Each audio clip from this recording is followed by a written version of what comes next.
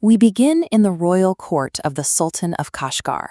This is a center of absolute power, where a single mood swing from the throne dictates who thrives and who disappears. Right now, the machinery of the empire has ground to a halt. Dead center on the floor lies the Sultan's personal hunchback jester.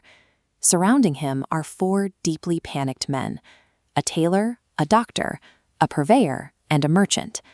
Over the course of the night, each of these men stumbled across the unconscious jester, assumed they had accidentally killed him, and secretly dumped the body on the next guy's doorstep to avoid the blame.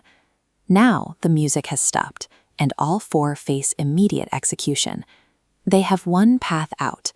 In the judicial logic of this world, an execution can be stayed if a condemned man can weave a tale so gripping, so genuinely entertaining, that it earns the Sultan's mercy. This creates the structural engine of the text, nested storytelling. A character facing death spins a yarn about another character facing a different crisis, moving us from the outer world into the inner frame of a story within a story. With the executioner waiting, the tailor steps up. He begins recounting the bizarre history of a famously talkative barber and his starving brother, Shakabak, pulling the entire court away from the murder scene and into the dusty streets of Baghdad. Here, fiction is a hard currency. You literally buy your life with your breath. Inside the tailor's story, we meet a man named Shakabak. He has lost his inheritance and is wandering the alleys of Baghdad, completely destitute and slowly starving to death. Driven by hunger, he talks his way past a courtyard of servants and into the opulent mansion of a local nobleman known as the Barmecide. The Barmecide receives him with extreme hospitality, insisting that they wash their hands and eat together. He enthusiastically passes over a bowl of water, a loaf of bread, and a glass of wine. But his hands are completely empty. There is nothing there. Shakabak is the victim of a cruel, eccentric joke. He has a split-second calculation to make. He can point out the obvious and be thrown back into the street to starve, or he can fully commit to the rich man's delusion. He chooses the delusion. Shakabak smiles, mimics washing his hands in the dry air, and enthusiastically pretends to chew on a mouthful of empty space. The performance escalates. The Barmecide orders a feast. Plate after empty plate is brought. Shakabak eagerly mirrors his host, raving about the tender cuts of meat and perfectly baked bread, chewing and swallowing nothing. And then comes the famous invisible wine. After knocking back several imaginary glasses, Shakabak feigns severe intoxication. He stumbles, winds his arm up, and delivers a very real, very hard slap directly across the Barmecide's face. He immediately apologizes, blaming the potent ghost wine.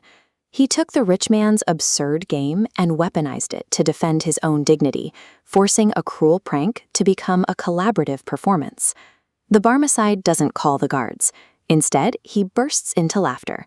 Delighted that someone finally matched his strange humor, he claps his hands, and a massive, very real feast is finally brought into the room. Shakabak eats his fill. He secures a position as the Barmecide's estate manager, enjoying 20 years of comfort and wealth. But the stability doesn't last. The generous nobleman eventually dies without heirs. The local prince seizes the estate, strips Shakabak of everything he owns, and casts him out. Reduced to a wandering pilgrim, Shakabak is captured by Bedouin raiders in the desert. They beat him daily for a ransom he can't pay, eventually abandoning him on a barren mountain, until his fiercely loyal brother, the Barber, tracks down and drags him back to the city. With that rescue, the tailor rounds up his testimony. We zoom back out of the past, landing squarely back in the Sultan's court, where the four men still face the executioner.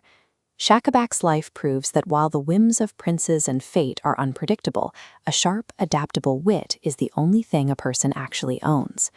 The Sultan is deeply entertained by the account of the invisible feast. He agrees to spare their lives, but on one condition: he wants to see physical proof. He demands that this legendary barber be brought to the palace immediately.